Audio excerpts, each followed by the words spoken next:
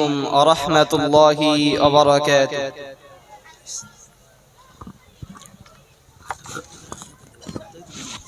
الحمد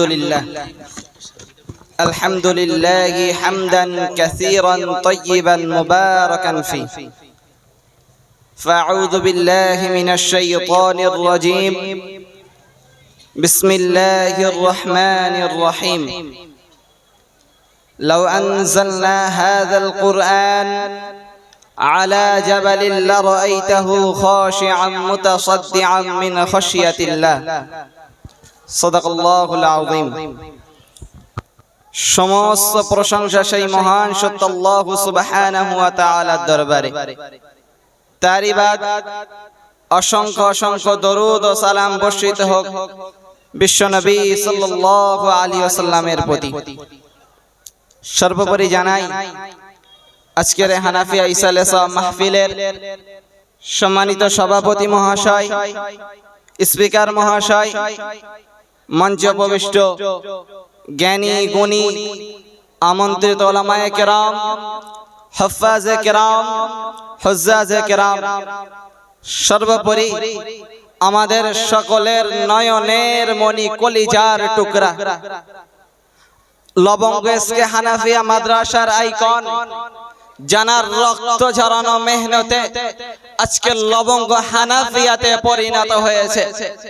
জানার রক্ত ঝরানো মেহনতে আজকে লবঙ্গ কোরআনের বাগানে সেজে উঠেছে সেই উস্তাদুল হুফাজ হাফেজ বড় হুজুর মহাশয় ও আমার সম্মুখে উপস্থিত আল্লাহ ভীরু নবী প্রেমিক কোরআন প্রেমিক শ্রোতা মণ্ডলী সকলকে অন্তরে অন্তরস্থল থেকে আন্তরিক সালাম ও শুভেচ্ছা জানাই।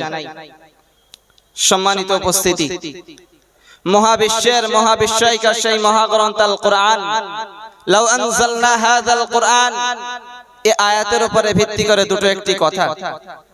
প্রিয় বন্ধু, আল কোরআন বিশ্ব জাহানের অধিপতি, যা মহান আল্লাহ পাক রব্বুল আলামিনের পক্ষ থেকে নবী মুহাম্মদুর রাসূলুল্লাহ সাল্লাল্লাহু আলাইহি ওয়াসাল্লামের উপর অবতীর্ণ সর্বশ্রেষ্ঠ মুজিজা, যা নবুয়তের 23 বছর ধরে জিবরাইল আমিন আলাইহিস সালামের মাধ্যমে এ গ্রন্থ অবতীর্ণ, যার শুরুতেই রব্বে কারীম চ্যালেঞ্জ করে জানিয়ে দিয়েছেন যালিকাল কিতাবু লা রাইবা ফি, এমন এক গ্রন্থ যার মধ্যে ভুল তো দূরের কথা, সন্দেহের অবকাশ মাত্র নেই।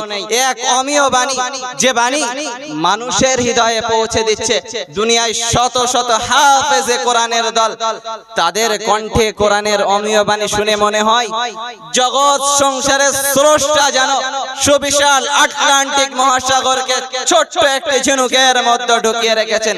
হাফেজে কোরআন তারই জ্বলন্ত প্রমাণ। প্রিয় বন্ধু, রব্বে কারীম জগৎবাসীকে লক্ষ্য করে বলেন লাউ আনজালনা হাযাল কোরআন, আমি যে দিয়ে কোরআনকে আলা জাবালিল লারাইতাহু খাশিআম মুতাসাদ্দিআম মিন খাশিয়াতিল্লাহ, পাহাড়ের উপর অবতীর্ণ করতাম, তাহলে তোমরা দেখতে পাহাড় ভেঙে চূর্ণ বিচূর্ণ হয়ে গেছে। পক্ষান্তরে সেই মহাগ্রন্থ আল কোরআনকে রব্বে কারীম মানুষ জাতির উপর অবতীর্ণ করে তার মর্যাদা বৃদ্ধি করেছেন, কিন্তু মানুষ তার হেফাজতের ব্যাপারে বড়ই অসচেতন।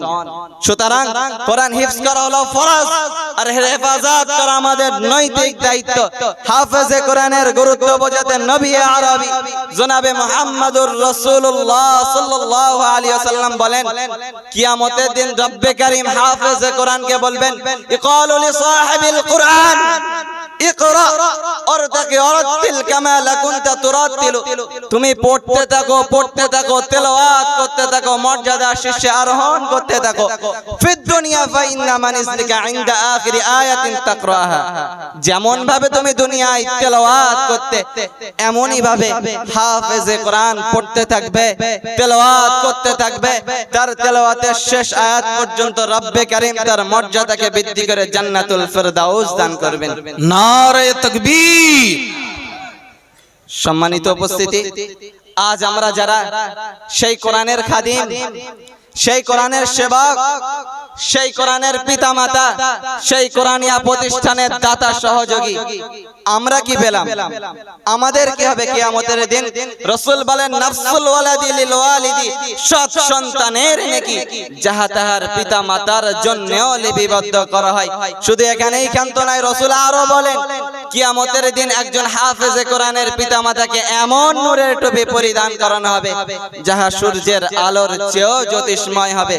রাসূলুল্লাহ আরো বলেন কিয়ামতের দিন যখন সূর্যটা মাথার উপরে চলে আসবে, মাথার ঘেনুগুলো টকবক টকবক করে ফুটতে ফুটতে নাকের ছিদ্র দিয়ে কানের ছিদ্র দিয়ে যখন গড়িয়ে গড়িয়ে পড়বে, সেই কঠিন কিয়ামতের দিনে আমার কোন উম্মত উম্মতি যেমন আমার সুপারিশ ছাড়া জান্নাতে যেতে পারবে না, ঠিক তেমন কিয়ামতের কঠিন হাসরের দিনে রব্বে কারীম একজন হাফেজে কোরআনকে এতটাই ক্ষমতা প্রদান করবেন, তার পরিবারের টাটকা টাটকা 10 জন জাহান্নামীকে সুপারিশ করে আল্লাহর সামনে দাঁড়িয়ে জান্নাতে নিয়ে যেতে পারবে। এ শান, এ মর্যাদা, এ অধিকার রব্বে কারীম একজন হাফেজে কোরআনকেই প্রদান করবেন। কিন্তু বড় পরিতাপের বিষয় হলো আজ গোটা মুসলিম বুদ্ধিজীবী সমাজ সেই কোরআন হিফজের ব্যাপারে অনীহা। আজ গোটা বিশ্বের বুকে মোল্লা মৌলভী টুপি দাড়ি হাদিস কোরআন চক্রান্তের শিকার। বর্তমান সোশ্যাল মিডিয়ার যুগে এই চক্রান্তকারীদের কাছে কোরআনের অপব্যাখ্যা, কোরআনকে বিকৃতি করা যা সহজ ব্যাপারে পরিণত হয়েছে। ঠিক এরকম পরিস্থিতিতে একটা হাফেজে কোরআন তার সক্রিয় ভূমিকা পালন করতে পারে, তার সত্যতা প্রমাণ করতে, বাহ্যিকভাবে কোরআনের অস্তিত্বকে টিকিয়ে রাখতে একজন হাফেজে কোরআনের ভূমিকা অনেক অনেকখানি যা আমরা উপলব্ধি করতে পারি না। সম্মানিত উপস্থিতি, গণতান্ত্রিক স্বাধীন ভারতের লজ্জাস্কর ঘটনা যা মানব সভ্যতাকে কলঙ্কিত করেছে। গত 28 জুন দৈনিক পত্রিকা খুলে দেখুন, দিল্লি হরিয়ানা এক্সপ্রেসের প্যাসেঞ্জার হাফেজে কোরআন জুনায়েদ খানকে গোমাংস বহন করার অপরাধে সন্দেহ করে নৃশংসভাবে কুপিয়ে কুপিয়ে হত্যা করা হয়েছে। আজ গোটা মুসলিম বুদ্ধিজীবী সমাজ আমরা তার পরিবারের প্রতি সমবেদনা জ্ঞাপন করি।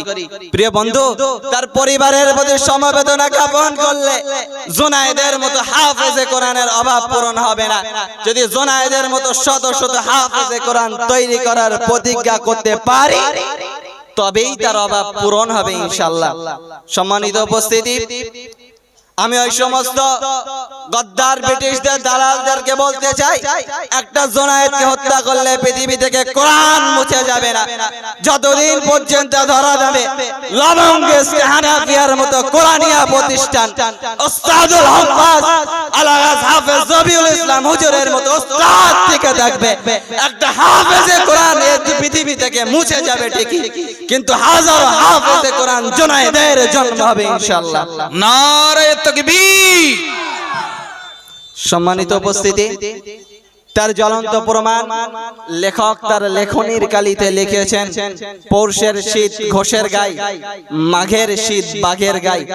আজ সেই 20 মাঘের তপ্ত হাড় কাঁপানো শীতে, অন্ধকার নিশীথ রজনীতে ধুধু মাঠের মাঝখানে গড়ে ওঠা লবঙ্গেশ হানাফিয়া মাদ্রাসার আঙিনায় আজ 9 জন ফুটন্ত হাফেজে কোরআন তারই জ্বলন্ত প্রমাণ।